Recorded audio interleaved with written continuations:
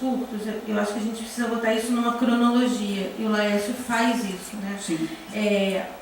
Não é à toa que a gente vai vivenciar, eu falei isso um pouco ontem na palestra, no Arquivo Nacional, uma enorme quantidade de furtos entre 2001 e 2008.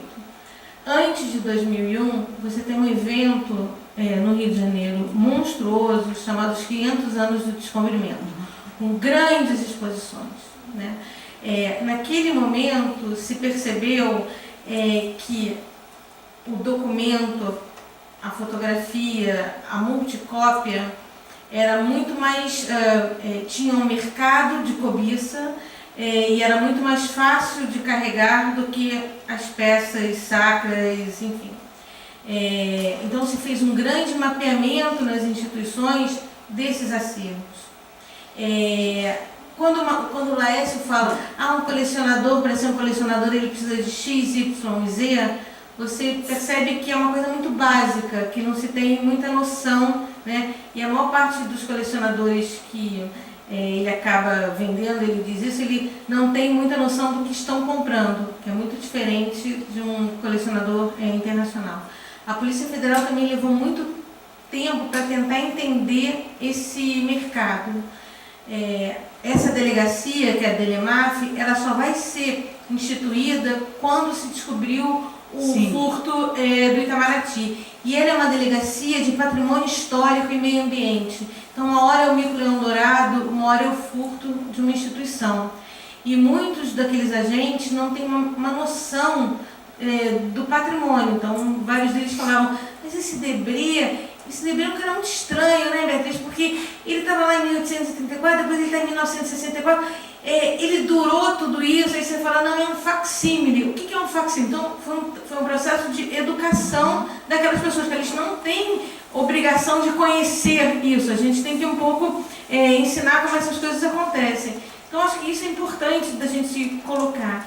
Mas eu acho que tem uma leitura sobre os furtos muito perversa em relação a nós, que a gente não deve encampá-la e nem deve reproduzi-la, né? Porque, ao que parece, eram as instituições, como o Laércio diz assim, não, eu tirava de lá que não estava bem cuidado, dava para uma pessoa, ele cuidava e depois... Isso não. Isso é um discurso perverso contra nós, como se as instituições não têm isso, X, Y, Z, não é porque elas não têm pessoal capacitado para tal. Não se tem, porque não se tem o recurso para isso. As instituições sabem que precisam fazer sistemas de segurança, sistemas corta-fogo, sistemas disso. Não é que não se faz, não é porque as pessoas não acreditam naquilo, porque não existe o recurso para isso. Então, assim, eu acho que o grande salto dessa história, por isso que eu digo que, para mim, isso é muito... Já doeu mais, hoje em dia dói menos, é porque a lógica, quando ela começou a surgir dos furtos, não era para buscar entender quem era esse cara, quem era essa quadrilha, para quem é que ele estava vendendo, o que ele estava mapeando. Era para jogar em cima das instituições, pura e simplesmente, uma responsabilidade que é de todos.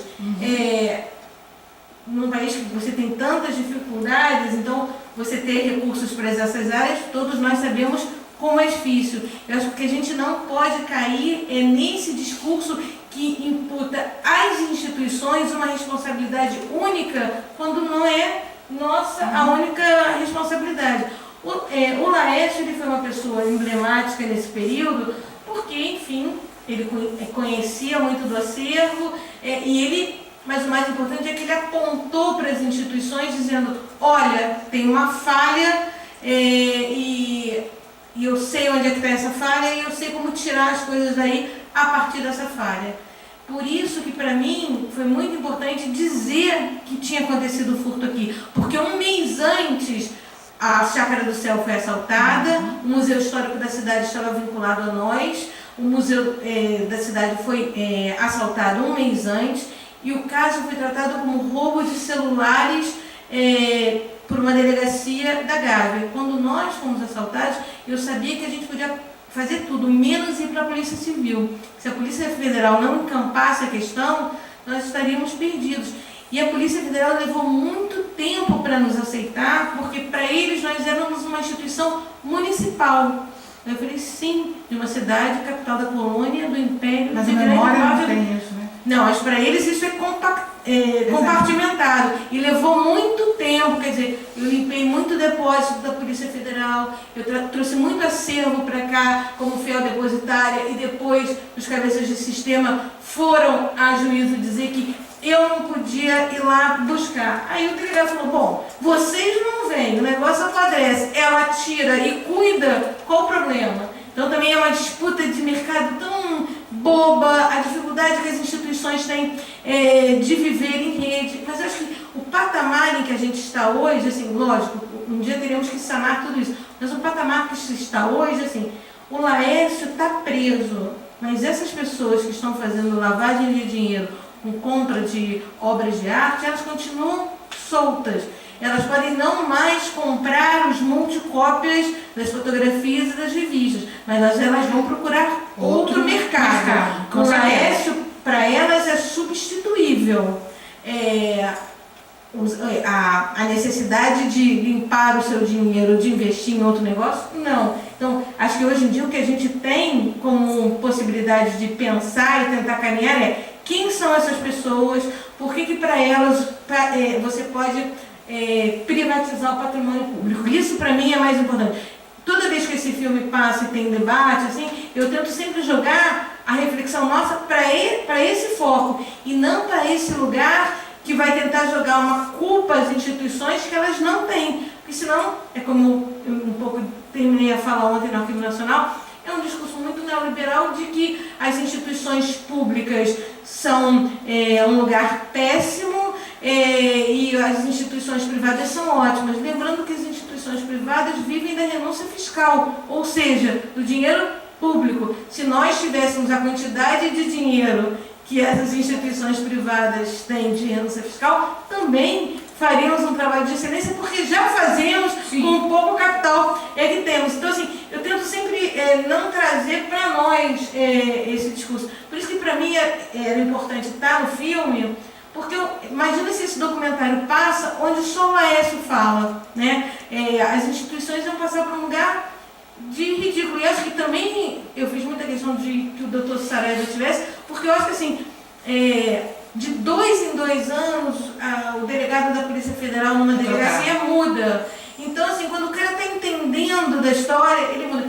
E o Saraiva fez uma coisa muito interessante no caso do Laércio, que ele dividiu os inquéritos. Então, o Laércio foi julgado em cada um desses inquéritos, por isso que ele fica tantas vezes preso. E ele, muitas vezes, o Laércio, quando vinha ao tribunal de júri, ele me chamava de testemunha de defesa dele, então eu tinha que ir lá. E várias vezes o Saraiva batia nas costas dele e falava, e aí, e do fulano, você não vai falar do fulano? E foi o que ele disse, na frente do juiz, ele não falaria nada, né? Para ele, hoje em dia, do lado de fora da cadeia, não tem mais lugar. Por isso que essa cena final é quase ele se entregando de volta. Quer dizer, ele vai lá buscar uma notificação que o põe preso de volta. Porque foi o que ele disse, me bota preso e uma semana depois você vai ver como eu estou. Então, para ele, estar do lado de fora é muito mais complicado. Será que para o Laércio teria interesse em uma delação premiada hoje em dia? Às vezes eu não sei.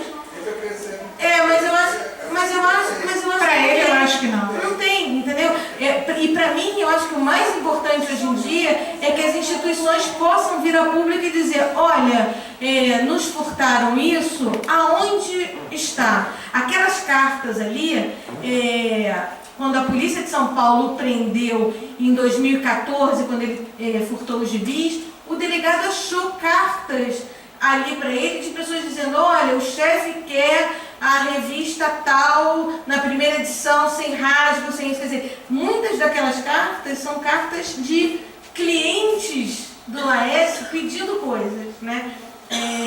Ele, enfim, o que a gente tenta agora é sanar o que saiu, né? Ontem a pessoa do Arquivo Nacional, a Denise, fez um grande relatório, acho que é um pouco para amainar, e dizer assim, olha, muitos grandes arquivos no mundo inteiro também foram furtados, né?